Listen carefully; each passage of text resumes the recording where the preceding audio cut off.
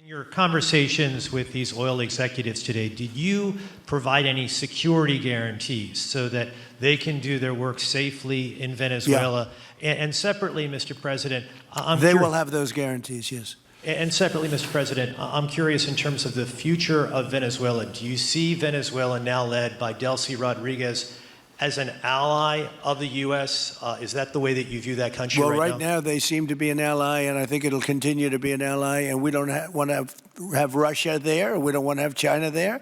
And by the way, we don't want Russia or China going to Greenland, which if we don't take Greenland, you're going to have Russia or China as your next-door neighbor. That's not going to happen. You just said that these companies would have security guarantees if they go in on the ground in Venezuela. They will have. And what is your plan there actually for these companies and those Americans who are going to be on the ground working for these companies? Well, there are going to be Americans. I assume they're going to be using a lot of Americans, but they're going to be using a lot of people from Venezuela and other places, I would imagine. But I would think that mostly they'll be using Venezuelan workers. They have a lot of great workers. They have a very high unemployment rate, and they have workers that are very familiar with taking oil out of the ground. Yeah. How do you provide total security guarantees to these companies without putting U.S. boots on the ground? Well, we're going to work with the Venezuelan leaders and people, and we're going to have a very safe group, and they're going to also bring over some security with them. You know, these are not babies. These are people that drill oil in some pretty rough places.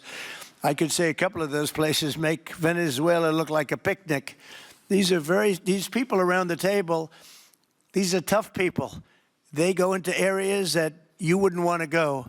They go into areas that if they invited me, I'd say, no thanks, I'll see you back in Palm Beach. But I will be meeting with various representatives of Venezuela, probably pretty soon. We haven't set that up.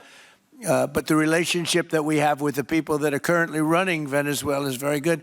We also have a young lady that received the Nobel Peace Prize. She's going to come in and pay her regards to our country, really, to me, but, you know, I'm a representative of the country, nothing else. And she's coming in sometime next week, I think Tuesday or Wednesday, and we'll see how that is. But no, we're dealing with the people from Venezuela. We're dealing with them very well. I think they've been very smart in the way they've dealt with us, frankly, because that whole place could have been obliterated with one more strike, and we didn't want to do that.